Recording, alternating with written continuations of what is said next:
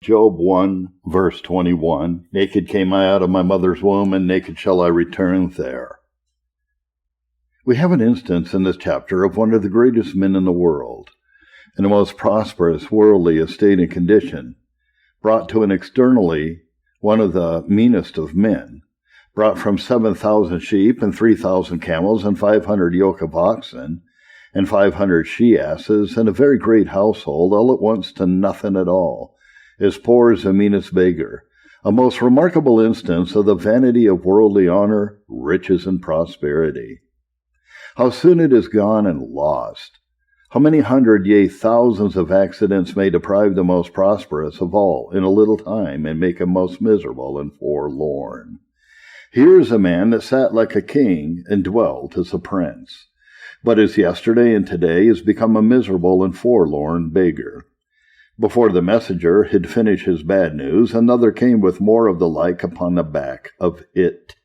First, he has the news of his servants being killed, and his oxen and asses being taken, as you may see in the 14th and 15th verses. But before he had done telling the sad news to Job, there comes in another and brings him tidings that fire from heaven had burnt up all of his sheep, and servants that kept them. And before he had done speaking, there comes in another and tells him that the Chaldeans had carried away all of his camels and killed his servants. And before he had done, there came another with the yet more dreadful news that his children were all suddenly killed, as they were feasting together in their eldest brother's house. And in what circumstances is this man that just now was one of the richest men in the world brought to? Now, most of the reader here of this remarkable history will doubtless acknowledge that, if such a catastrophe was to happen to every man's estate, it would be enough quite to wean him from the world. Almost every man will doubtless say that, if they knew they should lose all their great estate and be deprived entirely of all their outward prosperity, as Job was, they would entertain no thought of striving and laying themselves out for a great estate in the world, seeing they must certainly in this manner be deprived of it, and they know not how soon. If it were so, men would not be so eager and earnest after riches, but would strive only for that they could not be deprived of. All will grant that it would not be worth a while to do more. But we may speak of it not only as a thing supposed, but as a thing that shall certainly be. For thus every man, however rich, shall certainly be deprived of all of his goods, whether sheep or oxen or camels or asses or servants or children. They shall be deprived of them as much as Job was, and he knows not how soon. Perhaps when you read the history of Job, you read it as a strange thing that happened but once in the world, but for the time to come, read it as a thing that happens daily and frequently, for every man at death is as much deprived of all of his worldly goods as Job was.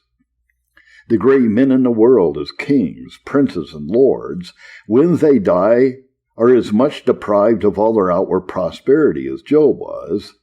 'Tis lost all at once and gone forever, never to be possessed more. Job's losses came indeed suddenly, and in a little time one messenger came after another in a very strange manner.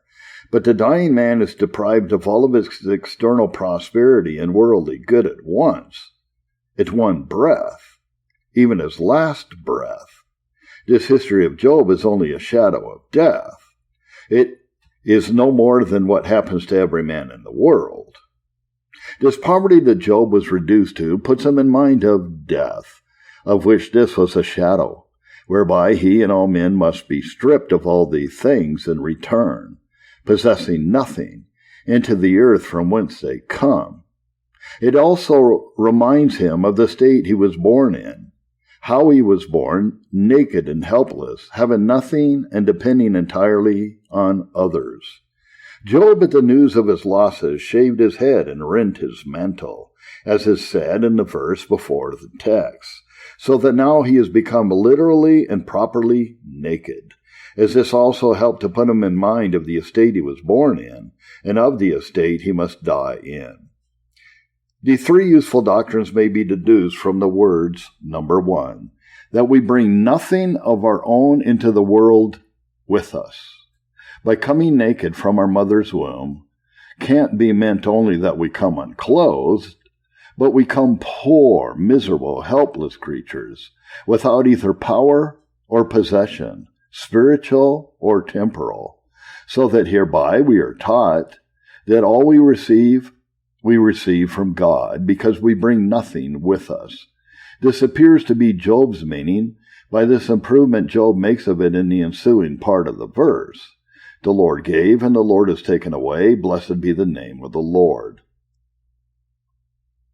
Secondly, the second doctrine is that the earth is the common mother of mankind. Job says he came naked out of his mother's womb, and he shall return naked into his mother's womb again.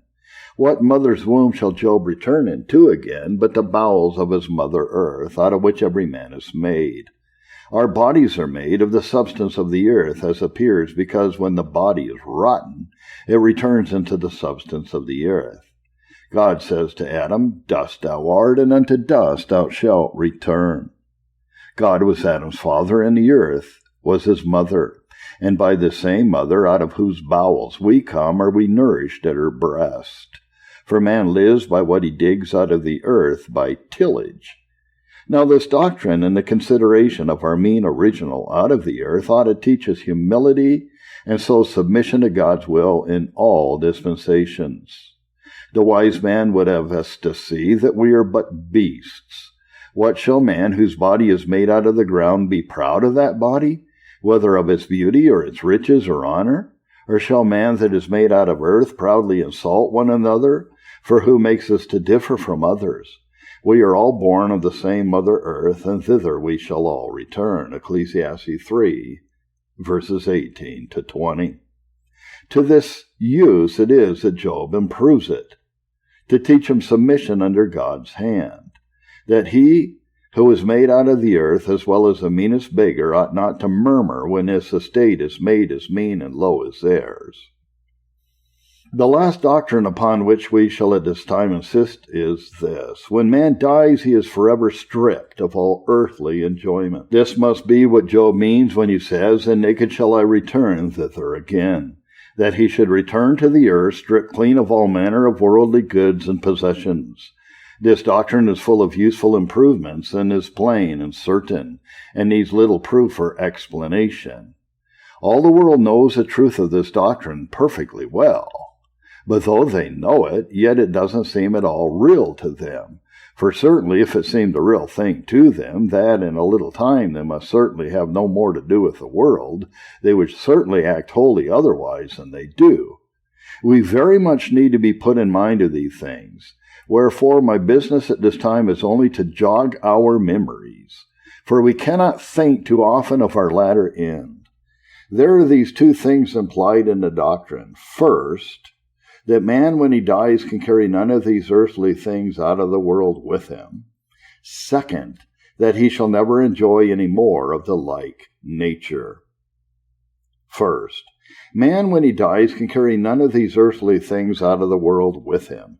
If he possesses all the riches of the Indies, and govern the largest empire in the world, and the lives and fortune of all men upon earth in his hands, yet when death comes, he will strip him as naked as he was born, and will carry him out of the world with no more in his possession than the meanest beggar.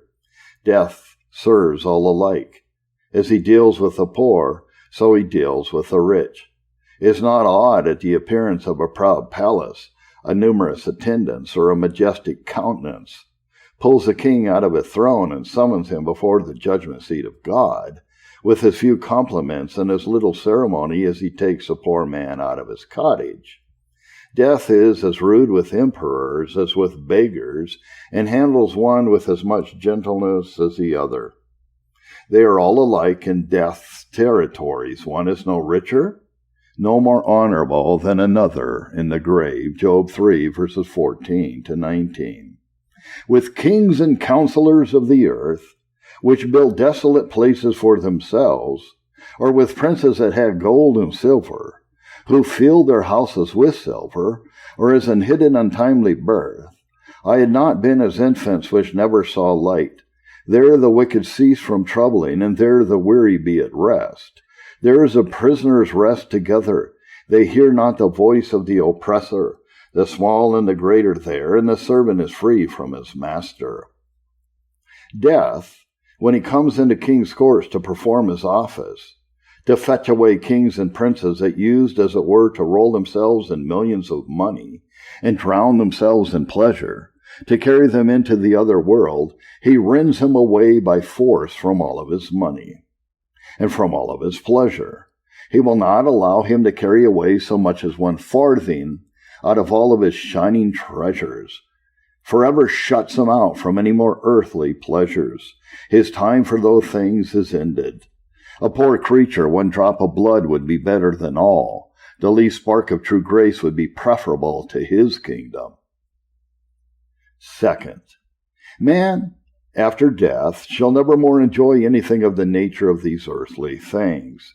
He not only leaves all these goods and possessions in this world, but he shall never find any more such like possessions, never leaves house and land in one world to inherit the like in another, never when he leaves his bags of silver and gold here to receive the like treasure elsewhere. No, but when once his soul has departed this life, he leaves all such like things to all eternity. He shall never fix his eyes on things, anything like these any more at all. He is gone. He has taken a final farewell of all things of an earthly hue and appearance. He shall never any more be pleased with eating and drinking, never more have the pleasure of conversation of terrestrial friends. If ever they enjoy any pleasures after death, and be not fixed in eternal misery, they will be quite of another nature, exceeding different from them. The pleasures of another world are spiritual pleasures. The possessions are spiritual possessions, and the food is spiritual food, without any gross mixtures of flesh or earth. As for the body, they will be in a condition incapable of all enjoyment, as much as any common lump of clay. It shall be shut up in the silent grave and quickly molder away to dust. And then of what advantage will pleasures, profits, and honors be to that? What is the dead body of a king the better for his having ruled a large and opulent kingdom, for his having been honored and respected in the world, for its once having been decked with jewels of gold and precious stones? And as for the souls of the godly shall be brought to those enjoyments that are purely spiritual. Jesus Christ will be to them riches, honors, pleasures, and friends in all things, and they shall forever feed on him as the food of eternal life. And as for the souls of the wicked, their dwelling place will be the lowest hell, where there is weeping and wailing and gnashing of teeth and blackness of darkness forever. Instead of their former sensual pleasures or anything like them, they shall feel incessant terrors. Instead of their merry conversation, they shall have fury surrounding them, tearing and tormenting them instead of eating and drinking, chambering and wantonness, rioting and drunkenness. They shall drink the dregs of the cup of God's fiery vengeance, and shall roar out forever, being enwrapped in eternal flames. Application. Use for information. From this doctrine we may be instructed and informed that earthly riches and pleasures are not true riches and pleasure. Now all the worlds of good and bad are seeking after riches and pleasure. No man is to be blamed for seeking to be rich or thirsting for pleasure, so that it be for true riches and true pleasure. But here is the case. Some men are fools and pursue after shadows of riches and shadows of pleasures that the devil represents to them instead of the substance. And there are but a few that distinguish themselves from the common herd of human beasts, or rather beastly men, by seeking for true riches and true pleasures. Now earthly riches and pleasures cannot be the true riches and pleasures, because they presently leave us, disappointed and ashamed, and we can never obtain them more. These riches, which so suddenly leave us, cannot be called true riches any more than the shadow of a man that vanishes away, as we attempt to lay hold of him, can be called a man. Neither can those vanishing pleasures be called true pleasures, any more than the pleasure of a dream that leaves a man as sorrowful as ever when he awakens. The best locks and keys will not keep a man silver and gold for him when he dies. He cannot hold it, it all slips between his fingers. Now that is the true riches that will stick by one, that there is no danger of losing. that one can hold by a sure tenor in spite of death and all the world, and that is the true pleasure, whose delights never cease, and not that short 70 years dream that returns no more to all eternity. Second, hence we learn that we are not made for an earthly happiness. God certainly never made man for that sort of happiness which he cannot hold. He was never made for that happiness which almost as soon as enjoyed flies from us and leaves us disappointed. If this is the highest happiness we were made for, that happiness that would be unavoidably accompanied with those disappointments and frustrations that do more than counterbalance it, if we were made for this happiness, it would be our greatest wisdom to set our hearts upon it. For it is our wisdom to set our hearts upon that which we are made for. But as the case now stands, the more we set our hearts on those things, the more trouble and vexation and the less satisfaction do we find in them. This the wise heathen plainly saw, and for that reason taught it as a great part of the wisdom of man to abstract his thoughts and affections from all earthly things, though they had no other knowledge of a future happiness than what naked reason taught them. Even they discovered so much unsatisfactoriness and vexation of these enjoyments that many of them, of their own choice, sequestered themselves from these things and denied themselves even the common comforts of life. Application 2 of exhortation. Not to use these things as if we were to carry them out of the world with us. Worldly things are most commonly so used. The children of men are so full of madness and folly as to love these things as much, and set as much by them, and rejoice the attainment of them, and mourn for the loss of them, as much as if they were to endure here to all eternity, or as if the acquisition or loss of them affected their eternal state. Now what madness and folly is it so to do? Such persons only make to themselves torment and vexation when there is no need of it. They fill themselves with the tormenting fears of death, and wish they must leave these things that they so dearly love. And when the time comes that they must be rent away from them, how does it even tear their very heartstrings to be violently separated from that to which they cleaved, and even grow so fast to, whereas those that don't set their affections upon them are easily separated from them. What folly is it for a man when he finds something that pleases him, that he can enjoy but for a few moments, to please himself with it as if it were to possess it always, and then when it is taken from him he is left disappointed and ashamed. They that would not be a torment to themselves here and lay up torment for a deathbed must follow the apostles' direction, 1 Corinthians 7, 29-31. But this I say, brethren, the time is short. It remains that both they that have wives be as those they had none, and they that weep as though they wept not, and they that rejoice as though they rejoice not, and they that buy as though they possess not, and they that use this world as not abusing it, for the fashion of this world passes away. Such is the folly of this world. They pursue violently after the world, slave and tire themselves for a little of it, are exceeding anxious and careful about it. Their minds are possessed with care and anxiety. They undergo abundance of difficulties for it, and will often violate their consciences, disobey their God, and go very near hell-fire, so near as to scorch them, come so near to the pit that their feet are every moment ready to slip. When they lose the world, they mourn as if they had met with a loss that is impossible should be repaired, either in this world or the next. And when they have got a little of the world, they please themselves with the thoughts of it as much as if they were sure they could never lose it, neither by death or otherwise. And then, as soon as they have got a little of the world into their hands, death comes and lays hold of them, and hales them away from it all, naked and stripped of everything, into a state as seldom as never thought of. Before they were careless and at ease, as if death were not wont to come into their parts of the world. But now they are in the greatest confusion imaginable. Now they see and tremble. Now they are not a farthing the better for all their prosperity. Now they mourn because they must leave their beloved estate and must not carry any of it with them. How they wish they had not been so worldly, and had taken a little more pains for that which will stand by them. Thus the fools of this world act. But as for the wise man, he will not be a self-tormentor. He neglects and despises the world, cares little for it, for he knows it can last him but a little while. And if he could keep it forever, it would do him little good. Wherefore he seeks out for something better, that he doesn't fear losing. And then when death comes, he smiles in his face and says, "O death, where is your sting? O grave, where is your victory?"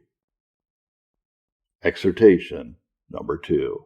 Let all set themselves with the greatest seriousness and diligence to make sure of goods that death is not able to deprive them of. Every man knows he shall die. He cannot be ignorant of that. But yet they set themselves to the violent pursuit of earthly things as vigorously, and about heavenly things, if at all, as negligently and remissly, as if they were to remain here forevermore.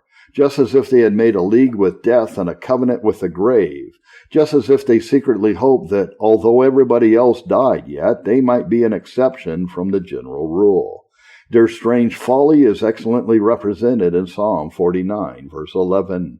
Their inward thought is that their houses shall continue forever, and their dwelling places to all generations.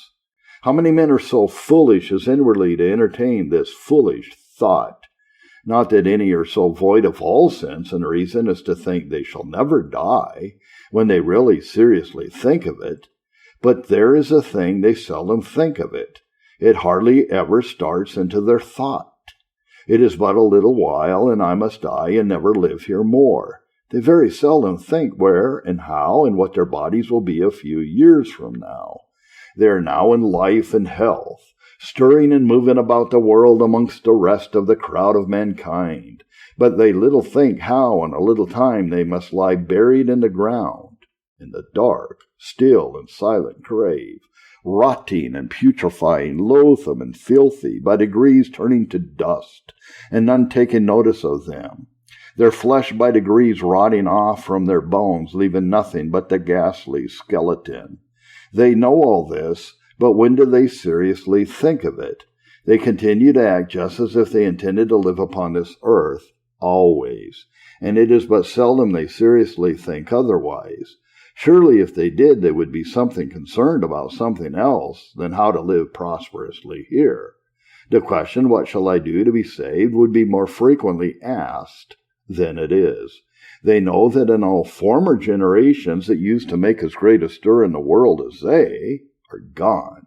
They have no more to do here. They make no more noise in the world. They are no more seen walking about and taking pleasure in earthly things. Zechariah 1 verse 5.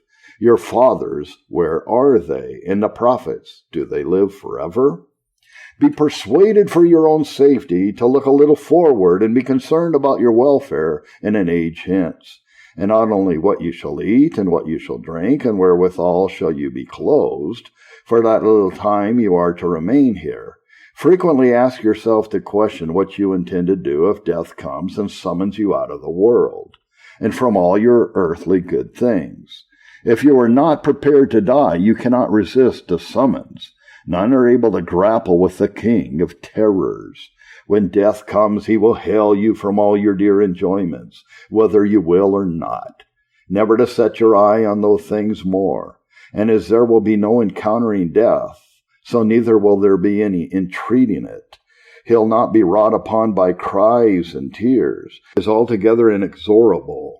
He'll not wait for you 1 minute, that you may have a little opportunity to better be fitted and prepared to go with him. Consider whether you are now in such a state that you need not fear to meet death. If he should come immediately, should you meet him with terror and horror under dreadful apprehensions of going into another world and leaving all these things forevermore? Or should you be able to look him cheerfully in the face, knowing that although you must be stripped of these enjoyments, yet death cannot take from you your heavenly happiness, knowing that although he takes you away from your earthly possessions, he cannot deprive you of your heavenly inheritance. Though he takes you from your earthly friends, yet he is not able to separate you from your heavenly Father, nor from Jesus Christ, the spouse and bridegroom of your soul. How would it be with you if death should now lay hold of you? Would he find you asleep or diligent at your work with your loins girt and your lamps burning? Do you live as circumspectly and watchfully and keep the commands of God as strictly as if you knew death would seize you tomorrow? Let all examine themselves and know whether they use this world just as if they were to carry their earthly enjoyments into the other world with them, or whether they set their hearts chiefly on things which are not seen. And let all be exhorted to apply themselves immediately to the preparations for eternity.